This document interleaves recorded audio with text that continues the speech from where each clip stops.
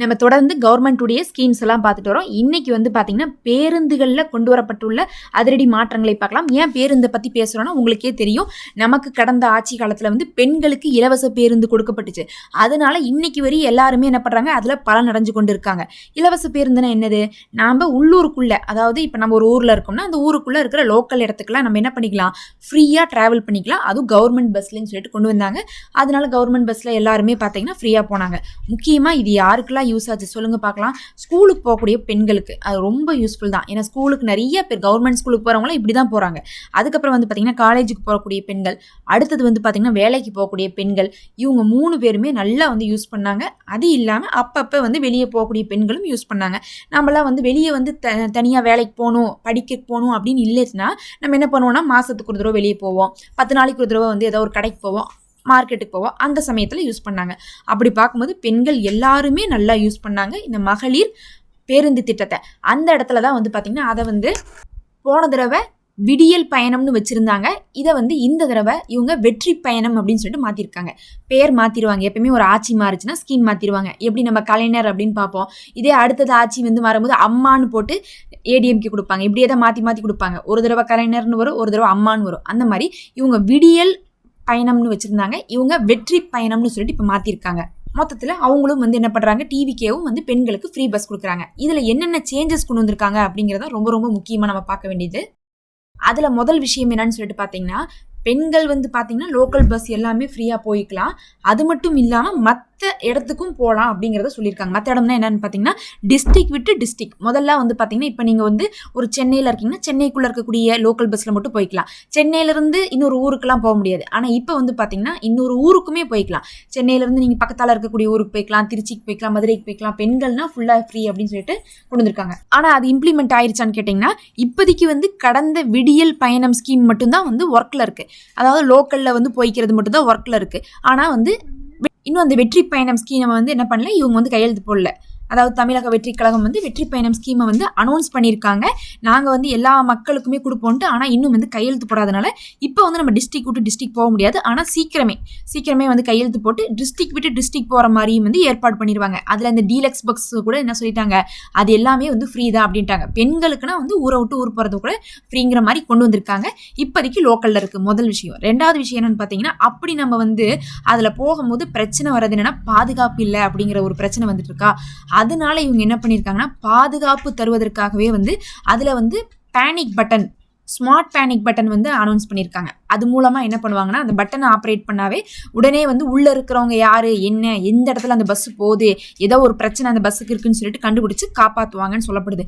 ஏன்னா நம்ம வந்து கொஞ்சம் சமீப காலமாக பார்த்துருந்தீங்கன்னாவே பஸ்ஸுலேயே வச்சு பெண்கள் வந்து என்னென்ன பண்ணப்பட்டாங்கன்னு நமக்கு தெரியும்.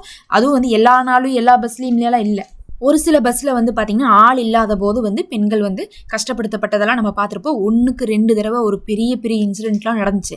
அதிலிருந்தே வந்து பார்த்திங்கன்னா பஸ்லேயுமே வந்து சேஃப்டி இல்லை பெண்களுக்கு அப்படிங்கிற ஒரு நிலைமை இருந்துகிட்ருக்கு. அதனால அங்கே வந்து பார்த்திங்கன்னா இந்த மாதிரியான பட்டன்லாம் கொண்டு வராங்க. அதை ஆப்ரேட் பண்ணாவே உடனே அந்த பஸ்ஸை மானிட்டர் பண்ணி டக்குன்னு வந்து அங்கே இருக்கக்கூடியவங்களை வந்து என்ன பண்ணுவாங்க, காப்பாற்றுவாங்கன்னு சொல்லிட்டு சொல்லப்படுது.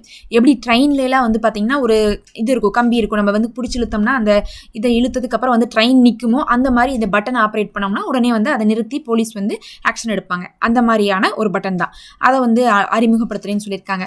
அது இல்லாமல் ரொம்ப ரொம்ப முக்கியமாக வந்து பார்த்தீங்கன்னா, வேலுநாச்சியார் படை வந்து அனௌன்ஸ் பண்ணுறாங்க. இது வந்து என்னன்னு பார்த்தீங்கன்னா, பெண்கள் பாதுகாப்பிற்காக ஒரு படை. அவங்க என்ன பண்ணுவாங்கன்னா, பெண்கள் பாதுகாப்பாக இருக்கணும் அப்படிங்கிறதுக்காக அதுக்கு தகுந்த மாதிரியான சில விஷயங்கள்லாம் செய்வாங்க. முக்கியமாக மஃப்டியில் வருவாங்க போலீஸ் மஃப்டியில் வந்து என்ன பண்ணுவாங்கன்னா, செக் பண்ணிட்டு இருப்பாங்க.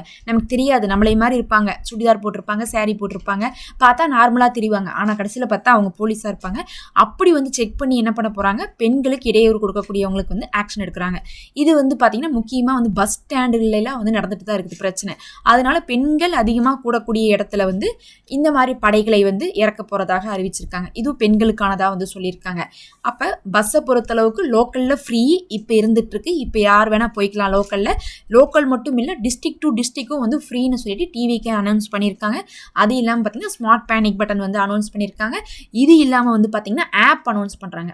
ஆப் அப்படிங்கிறது வந்து பார்த்தீங்கன்னா இதுக்கு முன்னாடிலாம் இருந்திருக்குது. ஆனால் இந்த தடவை அதை ரொம்ப ஸ்ட்ரிக்டாக கொண்டு வராங்க. அந்த ஆப் மூலமாக நம்ம என்ன பண்ணிக்கலாம்னா நம்மளுடைய கம்ப்ளைண்ட்டை ரைஸ் பண்ணி உடனே வந்து நம்ம எங்கேயோ இருக்கிறோம், ஸ்கூட்டியில் போயிட்டு இருக்கோம், திடீர்னு ஒரு பிரச்சனை வருது, ப்ராப்ளம் இருக்குன்னா அந்த ஃபோனில் இருக்கக்கூடிய ஆப் மூலியமாகவே நம்ம என்ன பண்ணலாம், அவங்கள வந்து காண்டாக்ட் பண்ணிக்கிற மாதிரி ரொம்ப வந்து வேலை இருக்காது.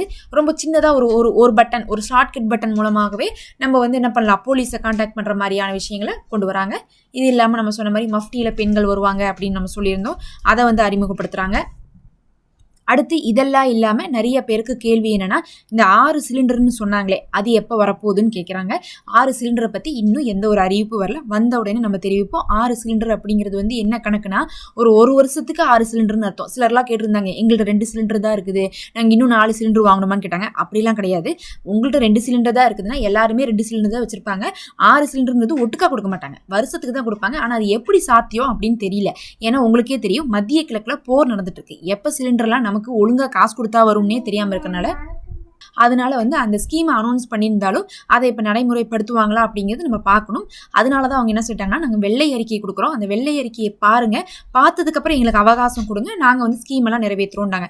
எதுக்கு அந்த வெள்ளை அறிக்கைனா, இதுவரையும் நம்மளுடைய கவர்மெண்ட்டுக்கு என்ன கடன் இருக்குது, இனி நம்ம கவர்மெண்ட்டில் என்ன செய்ய முடியும், எவ்வளோ வந்து ரிசர்வ்டு இருக்குது, இந்த பணம் எவ்வளோ இருக்குது, எவ்வளோ வந்து நம்ம வந்து கொண்டு வர முடியும், நம்ம சொன்ன திட்டங்களை நிறைவேற்ற முடியுமா அப்படின்லாம் வந்து சொல்லியிருந்தாங்க. அதே சமயத்தில் எதிர்க்கட்சியிலிருந்து என்ன கேட்டிருந்தாங்கன்னா, இதெல்லாம் உங்களுக்கு முன்னாடியே தெரியாதா, நீங்கள் பார்த்துட்டு தானே வந்து அறிவிப்பு கொடுத்துருப்பீங்க, அப்போ நீங்கள் இதை நிறைவேற்றணும் அப்படின்னு சொல்லிட்டு அவங்க அழுத்தம் கொடுத்துட்டு இருக்காங்க. அதனால நம்ம பொறுத்தளவுக்கு இது வந்து எவ்வளோ % வந்து இந்த சிலிண்டர் நிறைவேற்றுவாங்க அப்படிங்கிறது பொறுத்து தான் பார்க்கணும். அதேமாரி அந்த தங்கம் திட்டம், அதாவது வந்து குழந்தைகளுக்கு நகையாகட்டும், அந்த மோதிரமாகட்டும், அதேமாதிரி தாய்மாமன் சீரு, அதுக்கப்புறம் வந்து அண்ணன் சீரு, இதெல்லாம் வந்து பார்த்திங்கன்னா தங்கம் வரக்கூடிய ஸ்கீம்ஸ்லாம் வந்து கொஞ்சம் வந்து என்ன பண்ணோம், இப்போ எல்லாம் உடனே வந்து நிறைவேற்றுவாங்க அப்படின்னு நம்ம சொல்ல முடியாது. மற்ற விஷயங்கள்லாம் இருந்துட்டு இருக்கு. மகளிர் உரிமை தொகையே வந்து பார்த்திங்கன்னா இந்த மாதம் 15ஆம் தேதி வர வேண்டியது இருக்குது. அதுவே பெரும் கேள்வியோடு இருக்குது. அதுக்கே மறுபடியும் ஃபார்ம் அப்ளை பண்ணுற மாதிரி வருது, அதுக்கே ஆவணங்கள்லாம் கொடுக்குற மாதிரி வருது. அப்படிங்கும்போது முதல்ல அதெல்லாம் தான் கான்சென்ட்ரேட் பண்ணுவாங்க. அதுக்கப்புறம் பஸ் எல்லாம் வந்து கான்சென்ட்ரேட் பண்ணுவாங்க.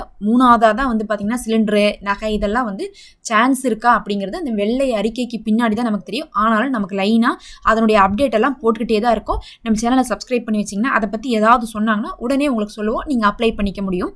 மறக்காமல் சப்ஸ்கிரைப் பண்ணி வச்சுக்கோங்க. இந்த வீடியோக்கு ஒரு லைக் கொடுத்துக்கோங்க.